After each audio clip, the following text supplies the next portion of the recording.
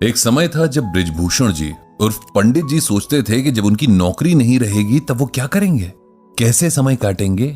उस वक्त की कल्पना मात्र से उन्हें सिहरन हो जाती थी। लेकिन समय का चक्र ऐसा घूमा कि अब उनके पास जरा भी फुर्सत नहीं होती और उनका सारा समय एकदम सही बातों में बीत रहा है। गीता ज्ञान ने उन्हें जीवन को सही तरीके से जीना सिखा दिया है। आपसी रिश्तों से लेकर समाज के जटिल संबंधों तक को देखने का, संभालने का नया नजरिया दिया है। लोगों का विश्वास और सम्मान भी इन्हें गीता ज्ञान की बदौलत मिला है और आप ये गीता ज्ञान सुन रहे हैं। आज ऐसा ही एक सम्मान फिर उन तक पहुंचा है। उन्हें यानी पंडित जी को एक स्कूल में बुलाया गया है जहां उन्हें छोटे छोटे बच्चों को गीता ज्ञान देने का अनुरोध किया गया। यह सम्मान भी उन्हें उनके ही एक पुराने शिष्य ने दिया है जिसे पंडित जी ने लगातार कई साल ट्यूशन पढ़ाया था।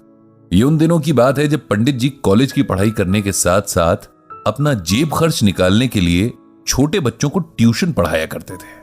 उन्हीं बच्चों में सुनील भी एक था जो एक बहुत छोटी कक्षा से ही पंडित जी के पास ट्यूशन पढ़ने आने लगा था और हाई स्कूल तक लगातार उनसे ही पढ़ता रहा। पंडित जी को सारे बच्चों में सुनील सबसे ज्यादा प्यारा था क्योंकि वो बहुत शांत और सौम्य बच्चा था। पढ़ाई के प्रति हमेशा से गंभीर और संवेदनशील भी था।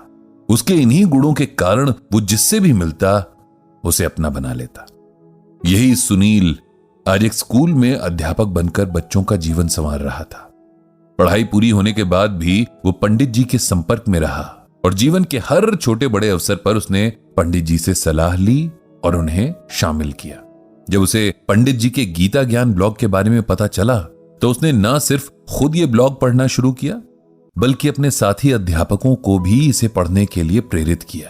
और आज वो पंडित जी के घर आया था उन्हें आमंत्रण देने के लिए कि वे अपने गीता ज्ञान से उसके स्कूल के बच्चों को भी कुछ सिखाएं ताकि जीवन की नींव डालने वाले इन सालों में उन्हें कुछ ऐसा सीखने को मिले जिससे उनके सफल जीवन की इमारत तैयार हो सके।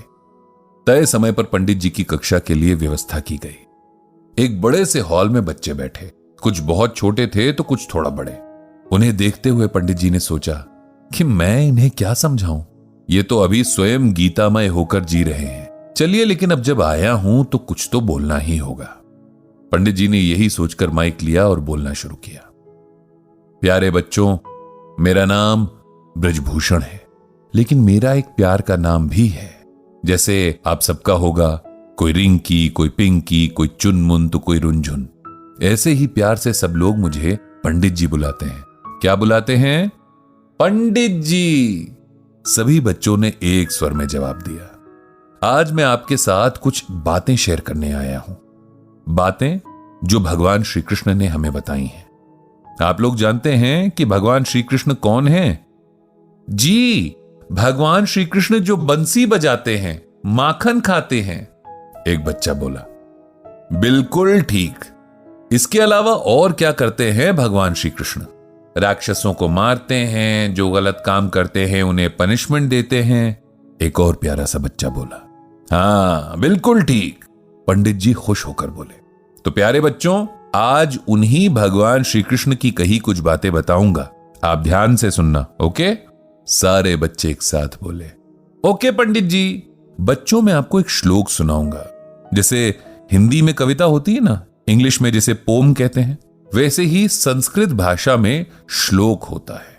तो मैं आपको एक श्लोक सुनाऊंगा और उसका मतलब भी बतलाऊंगा। तो पहले श्लोक सुनिए। ध्यायतो विषयान् पुंसः संगात संजायते कामः कामात् क्रोधो अभिजायते। इसका मतलब यह है कि वस्तुओं के प्रति अधिक लगाव होना भी व्यक्ति की असफलता का कारण बनता है। इसीलिए व्यक्ति को चाहिए कि वो खुद को हर तरह के लगाव से दूर रखे, क्योंकि वस्तुओं के लगाव से हर पल एक इच्छा जन्म लेती है, जिसकी पूर्ति न होने पर व्यक्ति क्रोध और दुख का भागी बन जाता है, जिसके चलते सफलता के मार्ग में बाधाएं उत्पन्न होने लगती हैं। समझे बच्चों? एक भी बच्चे का हां में जवाब नहीं आया और इस बात से पंडित जी को बड़ी खुशी हुई, क्योंकि यही बात तो बच्चों में सबसे खास होती है कि वो मन के सच्चे होते हैं, किसी का मन रखने के लिए भी झूठ नहीं बोलते। बहुत बढ़िया बच्चों, ये तो मुझे भी समझ नहीं आया। ये सुनकर सारे बच्चे जोर से हंस पड़े। अब हम दूसरे तरीके से इस श्लोक का मतलब समझेंगे। इसमें भगवान श्री कृष्ण बताते हैं कि हमको किसी भी चीज से बहुत ज्यादा प्यार नहीं करना चाहिए। ऐसा नहीं होना चाहिए कि हम इस चीज के बिना नहीं रह सकते।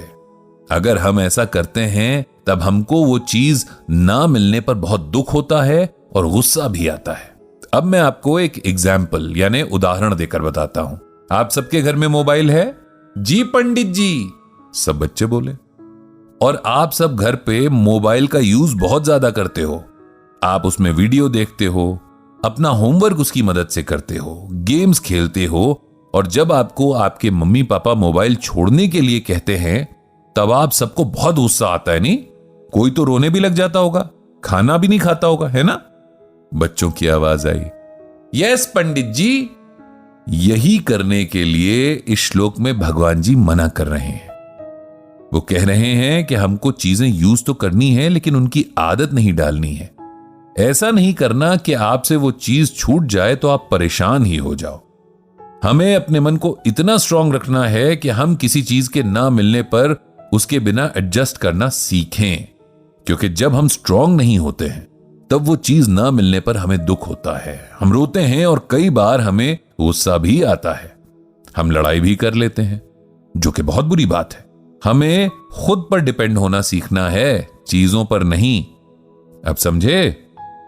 यस पंडित जी, सब बच्चे खुशी से बोले। तो अब हम एक और श्लोक सुनेंगे, इसे भी आप लोग ध्यान से सुनो। यदा यदा हि धर्मस्य ग्लानिर्भवति भारतः अभ्युत्थानम अधर्मस्य तदात्मानं सृजाम्यहम्। इसका अर्थ यह है कि श्री कृष्ण कहते हैं कि हे अर्जुन, जब भी धर्म का नाश होता है और इस धरती पर अधर्म का विकास होता है तो मैं धर्म की रक्षा और अधर्म को नष्ट करने के लिए अवतार लेता हूं। बच्चों, अब इसे अच्छे से समझो। आपने वो सीरियल कृष्णा आता था, उसकी कहानी में देखा होगा ना कि जब बुरे लोग बहुत ज्यादा बुरे काम करने लगते हैं, अच्छे लोगों को तंग करने लगते हैं, तब कृष्णा आ जाते हैं और उनको पनिश करते हैं। हम सब सोचते हैं कि जब हम कुछ भी गलत काम करते हैं तो कोई हमें नहीं देख रहा होता, लेकिन ऐसा नहीं है। भगवान हमें हर समय देख रहे होते हैं, तब भी जब हमें लगता है कि वहां कोई नहीं है। इसीलिए कभी भी कुछ गलत नहीं करना है, किसी को हर्ट नहीं करना है। बुरे लोग इस बात को नहीं समझते और बुरे काम करते हैं, इसीलिए भगवान को आना पड़ता है। बच्चों, हम सबको कोशिश करनी चाहिए कि हम सब अच्छे अच्छे काम करें।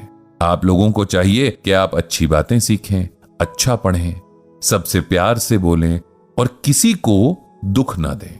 यही आपके लिए धर्म है। जो धर्म के हिसाब से काम करते हैं, भगवान उनसे बहुत खुश होते हैं। जो नहीं करते, उनसे गुस्सा होते हैं। समझे? यस पंडित जी, बच्चे एक स्वर में फिर से बोले। इस तरह बच्चों के साथ पंडित जी ने बहुत सारी गीता ज्ञान की बातें की और उन्हें इसमें बहुत मजा आया। बच्चे भी बहुत खुश दिख रहे थे। दोबारा फिर आने के वायदे के साथ पंडित जी ने वहां से विदा ली। उन्होंने भगवान श्री कृष्ण से प्रार्थना की कि दुनिया के सभी बच्चों पर अपनी कृपा रखें। इनकी वजह से संसार में जो थोड़ी मासूमियत बची है, हमेशा बची रहे। तो ये था गीता ज्ञान का एक और एपिसोड जो आप